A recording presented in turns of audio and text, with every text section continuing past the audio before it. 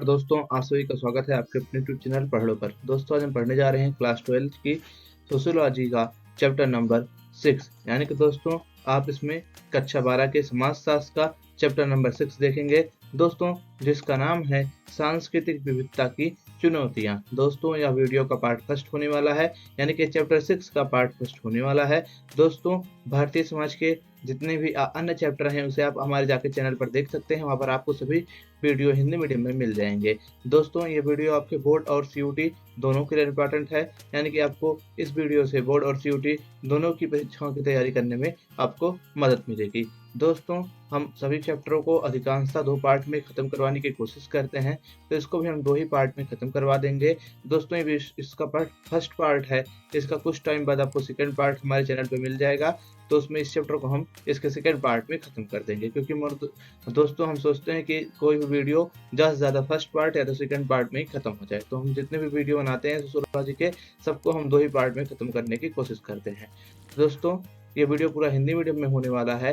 दोस्तों बिना समय व्यर्थ करते हुए चलिए बढ़ते हैं अपने चैप्टर की तरफ।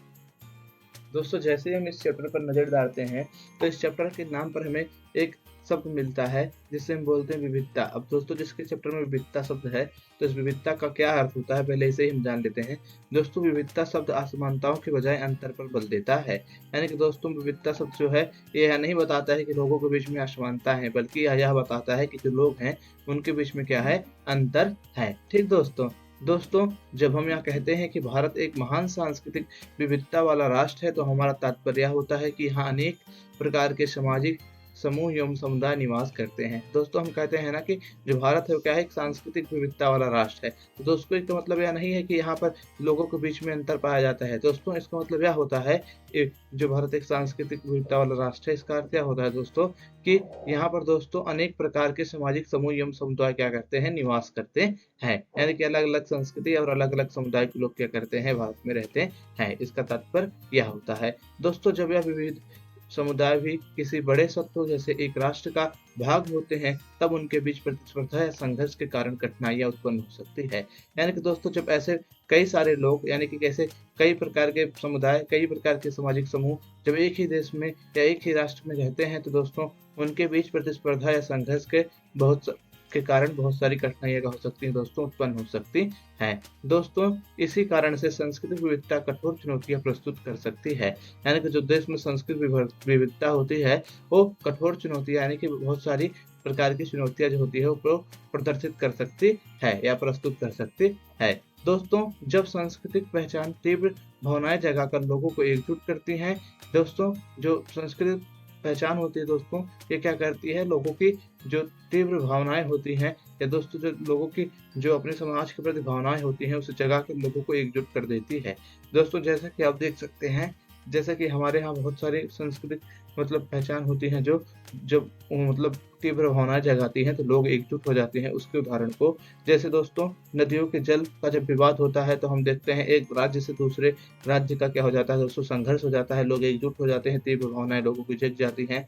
और दोस्तों सरकारी नौकरियों में जब आरक्षण देने की बात होती है तो देखते हैं क्या होता है दोस्तों, कोई एक समुदाय का व्यक्ति बहुत ज्यादा रुष्ट हो जाता है, सभी लोग कुछ क्या करने लगते हैं, विरोध करने लगते हैं, या दोस्तों अनुदानों के बंटवारों को लेकर खींचातानी शुरू हो जाती है। यानी कि दोस्तों जो सामाजिक विविधता होती है, सांस्कृतिक विविधता होती है दोस्तों, ये इसकी जो पहचान होती है दोस्तों तीव्र भावनाएं जगाकर लोगों को एकजुट कर देती है। दोस्तों ये जो सामुदायिक पहचान है जो लोगों की तीव्र भावनाएं जागृत कर देती है। अब दोस्तों इस सामुदायिक पहचान का महत्व क्या है इसको हम जान लेते हैं। यानी कि जो आपकी अगली एनसीईआरटी की हेडिंग है सामुदायिक पहचान का महत्व, इसको हम पढ़ते हैं। दोस्तों इस संसार में अपना अस्तित्व सक्रिय बनाए रखने के लिए प्रत्येक मनुष्य को एक अस्थायी पहचान की जरूरत होती है। यानी कि दोस्तों इस दुनिया में रहने के लिए लोगों को अपना अस्तित्व बनाए रखने के लिए एक सक्रिय पहचान की जरूरत होती है, जो कि एक अस्थायी पहचान होती है लोगों की। दोस्तों हमारा समुदाय हमें भाषा यानी कि मातृभाषा और संस्कृत मूल्य प्रदान करता है, जिसके माध्यम से हम विश्व को समझते हैं। यह हमारी स्वयं की पहचान को भी सहारा देता है। यानी कि दोस्तों जिस समुदाय से हम बिलोंग करते हैं, जिस कम्युनिटी से हम होते हैं, वो कम्युनिटी क्या करती है, वो समुदाय क्या करता है दोस्तों, वो दोस्तों समुदाय हमें भाषा यानी कि हमारी जो मातृभाषा होती है और जो सांस्कृतिक मूल्य होते हैं वो प्रदान करता है। और दोस्तों इसी के माध्यम से हम विश्व को समझते हैं। यानी कि समुदाय हमारा क्या करता है, हमको हमारी मातृभाषा देता है, यानी कि हमारी मातृभाषा सिखाता है और हमें कुछ सांस्कृतिक मूल्य देते हैं। और इसी के माध्यम से दोस्तों हम जो हमारा विश्व है उसे समझने का प्रयास करते हैं। दोस्तों यह हमारी स्वयं की पहचान को भी क्या करता है, सहारा देता है। क्या दोस्तों, हमारा समुदाय हमारी स्वयं की पहचान को भी क्या करता है दोस्तों, सहारा देता है। दोस्तों सामुदायिक पहचान जन्म तथा अपनेपन पर आधारित होती है, ना कि किसी अर्जित योग्यता या उपलब्धि के आधार पर। यानी कि दोस्तों जो सामुदायिक पहचान की जिसकी हम बात कर रहे हैं दोस्तों, उसका पहला जो क्वालिटी है, जो पहली विशेषता है वह है दोस्तों, जो दोस्तों सामुदायिक पहचान होती है दोस्तों, ये जन्म तथा अपनेपन पर आधारित होती है, ना कि किसी अर्जित योग्यता या उपलब्धि के आधार पर। यानी कि सामुदायिक पहचान जन्म के आधार पर मिलती है, ये योग्यता या उपलब्धि के आधार पर नहीं प्राप्त की जा सकती है।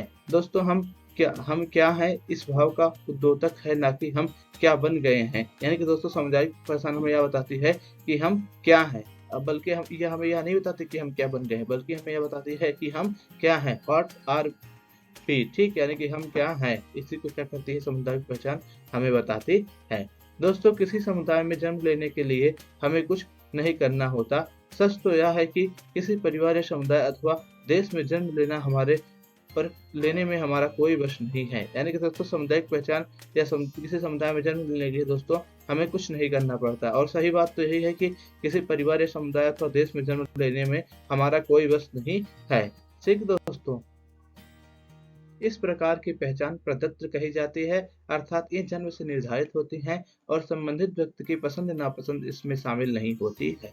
यानी कि दोस्तों जो सामुदायिक पहचान है, इन सभी प्रकार की पहचानों को जो हमें जन्म से मिलती हैं, इन सबको क्या कहते हैं दोस्तों, इन सबको दोस्तों प्रदत्त पहचान कहते हैं। क्योंकि दोस्तों ये जो जन्म से निर्धारित होती हैं और दोस्तों ये संबंधित व्यक्ति की पसंद नापसंद इसमें शामिल नहीं होती है। यानी कि जो प्रदत्त पहचान होती है दोस्तों, उसमें क्या होता है, जो व्यक्ति की इच्छा है या जो उसकी पसंद नापसंद है वो शामिल नहीं होती है और इसे जन्म से मिलती है। ठीक दोस्तों सामाजिक जीवन का यह एक करीबी तथ्य है कि लोग उन समुदायों से संबंधित होकर अत्यंत सुरक्षित एवं अत्यंत संतुष्ट महसूस करते हैं जिनमें उनकी सदस्यता पूरी तरह जन्म पर आधारित होती है। यानी कि दोस्तों लोग जिन समुदाय में उनकी सदस्यता क्या होती है, जन्म पर आधारित होती है दोस्तों, उससे संबंधित होकर अपने आप को बहुत ज्यादा सुरक्षित और संतुष्ट महसूस करते हैं। दोस्तों डॉक्टर, वास्तुकार या खिड़कियों को बनाने वाले लोगों को योग्यता और कौशल साबित करना पड़ता है, पर परिवार एवं धार्मिक समुदाय की सदस्यता बिना परीक्षा के स्वतः मिल जाती है। यानी कि दोस्तों अगर आपको डॉक्टर बनना है या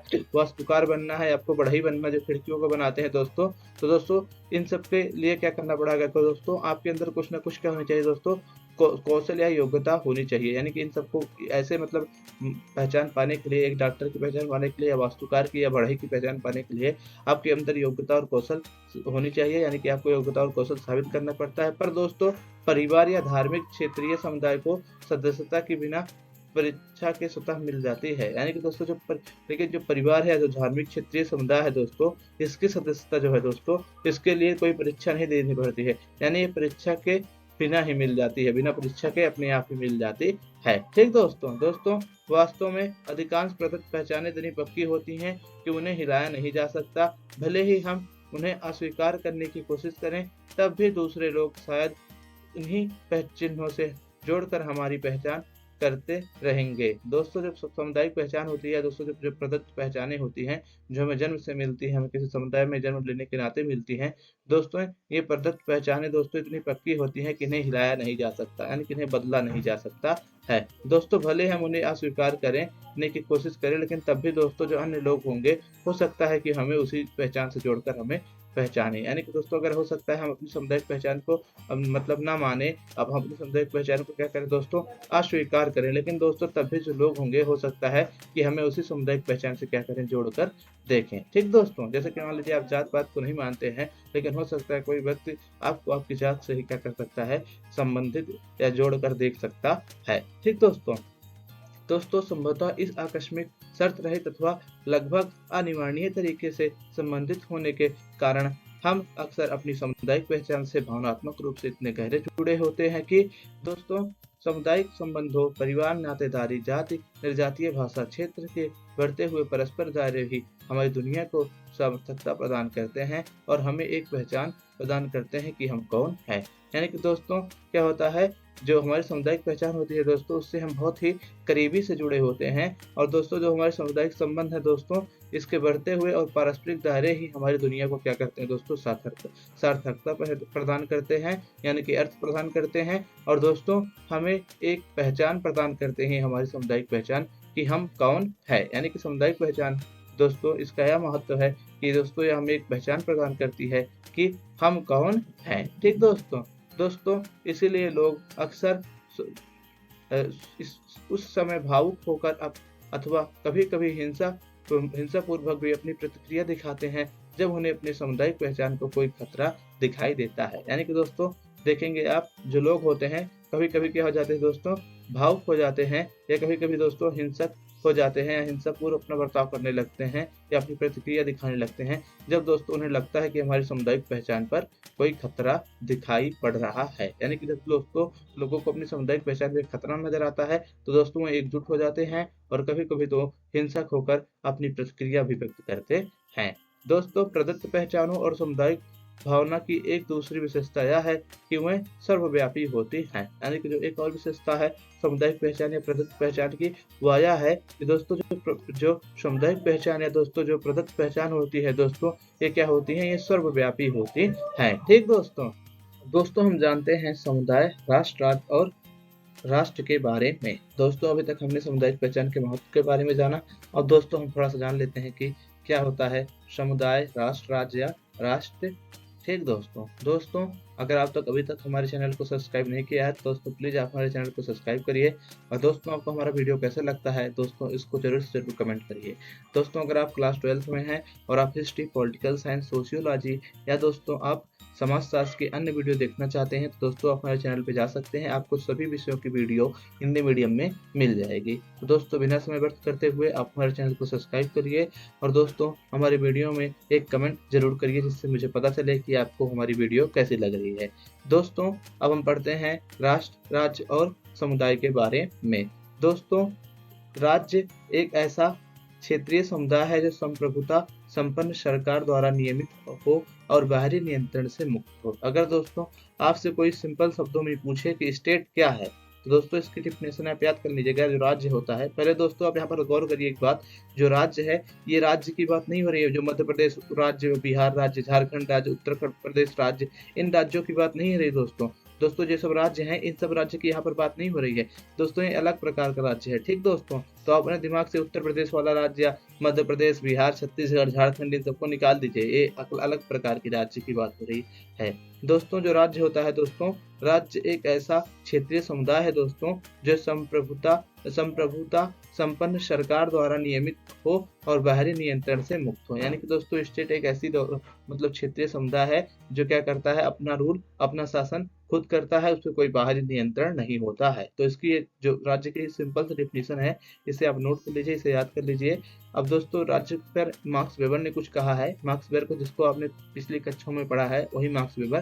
दोस्तों मार्क्स वेबर की सुप्रसिद्ध परिभाषा के अनुसार राज्य एक ऐसा निकाय होता है जो एक विशेष क्षेत्र में विधि सम्मत अधिकार का सफलतापूर्ण दावा करता है। यानी कि दोस्तों मैक्स वेबर का कहना है राज्य एक ऐसा निकाय है, यानी कि एक ऐसी बॉडी है जो क्या करता है दोस्तों, जो एक विशेष क्षेत्र पर विधि सम्मत अधिकार का, यानी कि जो मतलब कानून ऐसा है जो मतलब ऐसा अधिकार जो क्या है, कानून के अनुसार है। यानी कि राज्य एक ऐसा निकाय है जो एक विशेष क्षेत्र पर विधि सम्मत अधिकार का सफलतापूर्वक क्या करता है, सफलतापूर्ण दावा करता है। ठीक दोस्तों, ये सेंटेंस किसका है दोस्तों, ये सेंटेंस मैक्स वेबर का है। दोस्तों जब भी आपसे राज्य की मतलब पूछा जाए, राज्य की परिभाषा पूछा जाए, राज्य के बारे में प्रश्न आए आपको, तो मैक्स वेबर का आप कथन जरूर याद कर लीजिए, आप इसे जरूर लिख के आइएगा कि एक ऐसा निकाय है राज्य जो एक विशेष क्षेत्र में विधि सम्मत अधिकार का सफलतापूर्ण दावा करता है। ठीक दोस्तों, क्योंकि दोस्तों ये आपसे मतलब एमसीक्यू में पूछा जा सकता है कि ये कथन किसने कहा था, तो इसको आप अच्छे से याद कर लीजिए। अब दोस्तों आगे बढ़ते हैं। दोस्तों हम ऐसे अनेक विशिष्ट राष्ट्रों का वर्णन कर सकते हैं जिनकी स्थापना साझे धर्म, निर्जातीयता, इतिहास अथवा क्षेत्रीय संस्कृति जैसे साझी सांस्कृतिक, ऐतिहासिक और राजनीतिक संस्थाओं के आधार पर की गई है। यानी कि दोस्तों हम ऐसे कई सारे राष्ट्रों का वर्णन कर सकते हैं जो एक साझे धर्म के आधार पर स्थापित किए गए हैं, या एक साझे भाषा के आधार पर, या एक साझे इतिहास या क्षेत्रीय सांस्कृतिक जैसी साझी सांस्कृतिक एवं ऐतिहासिक राजनीतिक संस्थाओं पर आधारित या स्थापित किए गए हैं। लेकिन दोस्तों ऐसी परिभाषाओं और लक्षणों को निर्धारित करना बहुत कठिन है जो दोस्तों उन विशेषताओं का पता लगा सकें जो एक राष्ट्र में पाई ही जाए। यानी कि दोस्तों लेकिन किसी भी ऐसी परिभाषिक लक्षणों को निर्धारित करना अथवा उन विशेषताओं का पता लगाना कठिन है जो एक राष्ट्र में होनी ही चाहिए। यानी कि एक राष्ट्र में क्या क्या विशेषताएं होनी चाहिए, इसका पता लगाना क्या है दोस्तों, बहुत ही ज्यादा कठिन एवं बहुत ही ज्यादा संघर्षपूर्ण है। दोस्तों उदाहरण के लिए ऐसे बहुत से राष्ट्र हैं जिनकी अपनी एक साझी या समान भाषा, धर्म, निर्जातीयता आदि नहीं है। यानी कि दोस्तों हम देख सकते हैं उदाहरण के रूप में बहुत सारे ऐसे धर्म हैं या माफ करिएगा बहुत सारे ऐसे राष्ट्र हैं दोस्तों जिनकी एक अपनी साझी भाषा, साझा मतलब धर्म और साझी निर्जातीयता नहीं है। दूसरी ओर दोस्तों ऐसे कई अनेक भाषाएं, अनेक धर्म है, अनेक निर्जातीयता है जो कई राष्ट्रों में पाई जाती है। लेकिन दोस्तों इससे यह निष्कर्ष नहीं निकलता है कि यह सभी मिलकर एक एकीकृत राष्ट्र का निर्माण करते हैं। उदाहरण के लिए सभी अंग्रेजी भाषी लोग या सभी बौद्ध धर्मावलंबी। यानी कि दोस्तों ऐसी कई भाषाएं हैं या ऐसे कई मतलब धर्म हैं, ऐसी कई निर्जातीयता हैं जो अलग अलग राष्ट्रों में पाई जाती हैं। लेकिन दोस्तों इससे यह नहीं निष्कर्ष निकल सकता है कि जो सभी धर्म हैं या जो सभी निर्जातीयता है या जो सभी धर्म भाषा वाले लोग हैं जो अलग अलग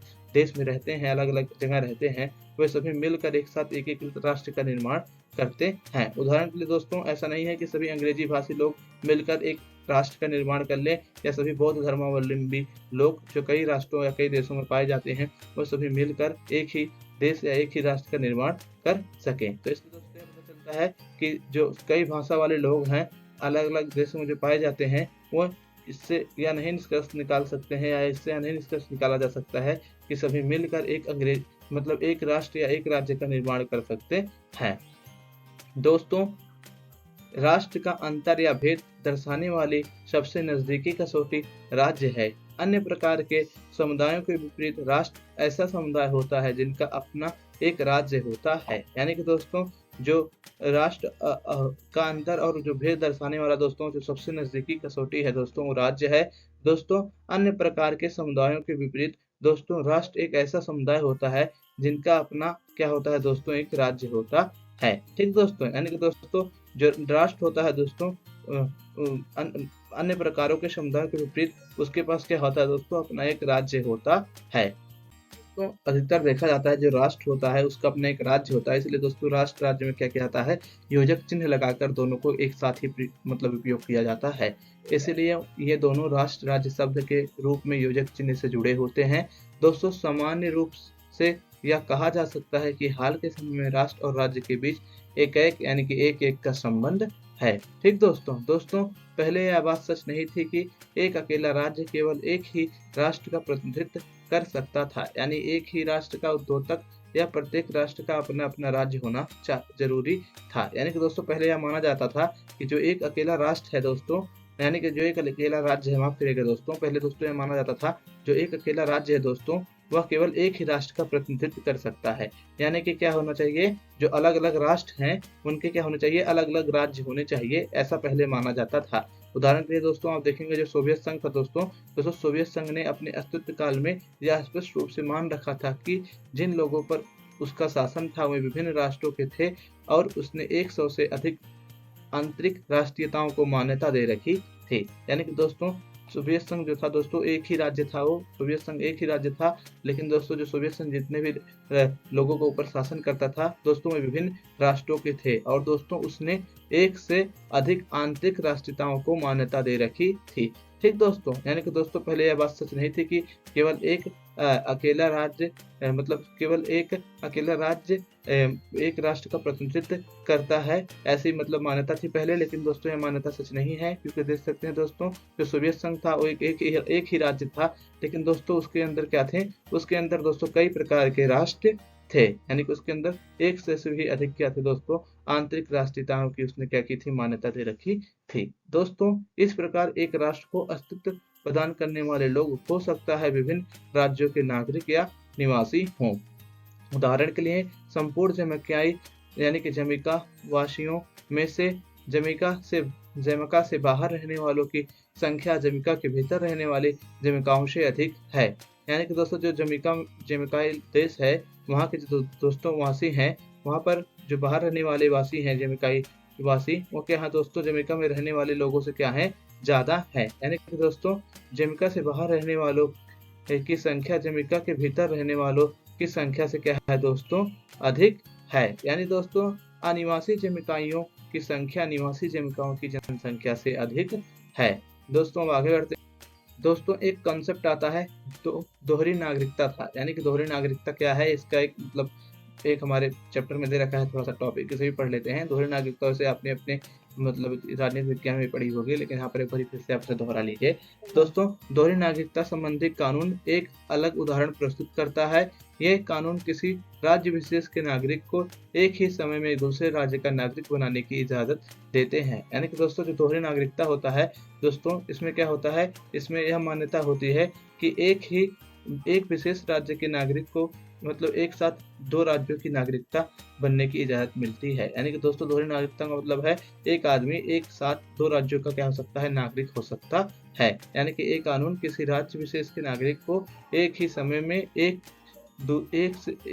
दूसरे राज्य का नागरिक बनने का इजाजत दे सकते हैं। ठीक दोस्तों इस प्रकार उदाहरण के लिए यहूदी जाति के अमेरिकी लोग एक साथ इजराइल और संयुक्त राज्य अमेरिका दोनों के नागरिक हो सकते हैं, यहाँ तक कि वह इन दोनों में से किसी एक भी देश की सशस्त्र सेनाओं में दूसरे देशों की नागरिकता खोए बगैर सेवा कर सकते हैं। यानी कि दोस्तों उदाहरण के लिए आप देख सकते हैं दोहरी नागरिकता का एक अच्छा उदाहरण है दोस्तों यहूदी जाति। दोस्तों जो यहूदी लोग हैं दोस्तों, वह अमेरिका में रहते हुए दोस्तों, अगर वो अमेरिका में निवास कर रहे हैं दोस्तों, अमेरिकी लोग एक साथ इजरायली और संयुक्त राज्य अमेरिका दोनों के नागरिक हो सकते हैं। यहाँ तक कि दोस्तों वह इन दोनों में से किसी एक देश की जो सशस्त्र सेनाएं हैं उसमें एक देश की नागरिकता खोए बिना क्या कर सकते हैं, सेवा कर सकते हैं। यानी कि दोहरी नागरिकता का एक अच्छा उदाहरण यहूदी जाति है। जो यहूदी जातियों को क्या हुई है, दोहरी नागरिकता मिली हुई है। और दोहरी नागरिकता का अर्थ यह होता है एक साथ आप दो राज्यों के नागरिक हो सकते हैं। ठीक दोस्तों, और दोस्तों यहूदी जाति के जो लोग होते हैं वो अमेरिका के भी नागरिक माने जाते हैं, जहाँ पर मतलब रह रहे हैं वहाँ के नागरिक माने जाते हैं। उसी के साथ साथ दोस्तों वो इजराइल के भी नागरिक माने जाते हैं। ठीक दोस्तों, इसे आप याद रखिएगा, पूछा सकता है दोहरी नागरिकता में यहूदी जाति के बारे में। दोस्तों संक्षेप में आज किसी राष्ट्र को परिभाषित करना बहुत कठिन है और इस संबंध में यह कहा जा सकता है कि राष्ट्र एक ऐसा समुदाय होता है जो अपना राज्य प्राप्त करने में सफल हो गया है। यानी कि दोस्तों ऐसा देखेंगे तो आप जो राष्ट्र और राष्ट्र शब्द है, राष्ट्र राज्य शब्द को परिभाषित करना बहुत कठिन है दोस्तों। लेकिन इस संबंध में हम कह सकते हैं दोस्तों जो राष्ट्र है दोस्तों, राष्ट्र दोस्तों एक ऐसा समुदाय होता है दोस्तों जो अपना राज्य प्राप्त करने में सफल हो गया है।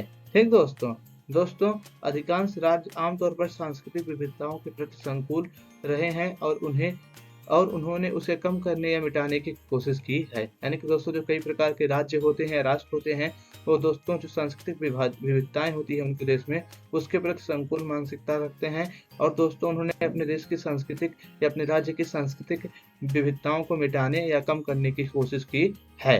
ठीक दोस्तों, अब इसी क्रम में दोस्तों हम देखेंगे कि आत्मसातकरणवादी और एकीकरणवादी नीतियां क्या हैं, इनका क्या अर्थ है। ठीक दोस्तों आत्मसातकरण का मतलब क्या है, इसको हम देख लेते हैं दोस्तों आत्मसातकरण के बढ़ावा देने वाली नीतियों का उद्देश्य सभी नागरिकों को एक समान सांस्कृतिक मूल्य और मानकों को अपनाने के लिए राजी, प्रोत्साहित या मजबूर करना होता है। यानी कि दोस्तों जो आत्मसातकरणवादी नीतियां होती हैं, इसके अंदर दोस्तों क्या होता है, जो लोग होते हैं किसी भी देश के या किसी भी मतलब समुदाय के लोग जो अलग अलग राज्य में निवास करते हैं, उन सभी को दोस्तों क्या किया जाता है, इन नीतियों के तहत दोस्तों सभी नागरिकों को एक समान सांस्कृतिक मूल्य और मानकों को अपनाने के लिए राजी एवं प्रोत्साहित या मजबूर किया जाता है। यानी कि दोस्तों आत्मसातकरण नीतियों के अंतर्गत सभी नागरिकों को एक ही प्रकार की जो दोस्तों संस्कृत मूल्य मानक होते हैं उसको अपनाने के लिए उनको मजबूर किया जाता है और उनको अपनी जो पहचान होती है उसे छोड़ने के लिए क्या किया जाता है, विवश किया जाता है। दोस्तों ये मूल्य प्रायः प्रभावशाली सामाजिक समूहों के होते हैं और अधीनस्थ समूह से उपेक्षा की जाती है कि उन्हें अपने सांस्कृतिक मूल्य छोड़कर इन्हीं निर्धारित मूल्यों को अपनाएं। यानी कि दोस्तों जो मूल्य होते हैं जिनको अपनाने के लिए अधीनस्थ समूहों से अपेक्षा की जाती है, दोस्तों ये मूल्य प्रभावशाली सामाजिक समूह के होते हैं जो उस राज्य में पाया जाता है।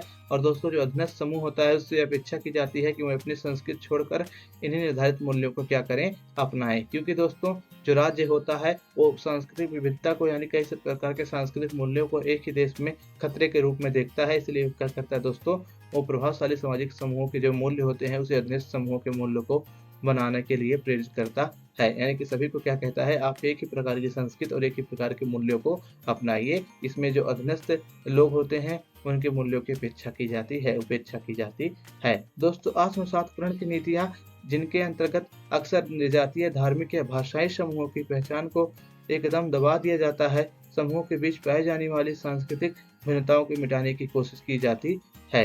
यानी कि दोस्तों जो आत्मसातकरण वाली नीतियां हैं, जो ये आत्मसातकरण की नीतियां हैं दोस्तों, ये क्या करती हैं, दोस्तों जो समूहों के बीच पाई जाने वाली सांस्कृतिक भिन्नताएं हैं या जो विविधताएं हैं इसको मिटाने की कोशिश करती हैं। यानी कि इससे जो सांस्कृतिक विविधता है लोगों में उसे मिटाने की कोशिश की जाती है और सबके ऊपर एक ही प्रकार के सामाजिक मूल्यों को थोपा जाता है। अब दोस्तों एकीकरणवादी नीति क्या होती है, यानी कि एकीकरण नीति क्या है इसको हम जान लेते हैं। दोस्तों एकीकरण को बढ़ावा देने वाली नीतियां शैली के दृश्य से तो अलग नहीं होती पर उनका सर्वोपरि उद्देश्य भिन्न नहीं होता। वह इस बात पर बल देती हैं सार्वजनिक सांस्कृतिक को समान राष्ट्रीय स्वरूप तक सीमित रखा जाए। यानी कि दोस्तों जो एकीकरण वाली नीतियां होती हैं, एकीकरणवादी नीतियां दोस्तों, इनका यह उद्देश्य होता है दोस्तों, जो सार्वजनिक संस्कृति है दोस्तों को समान राष्ट्रीय स्वरूप तक क्या किया जाए, सीमित रखा जाए। ठीक दोस्तों जबकि गैर राष्ट्रीय संस्कृतियों को निजी क्षेत्र के लिए छोड़ दिया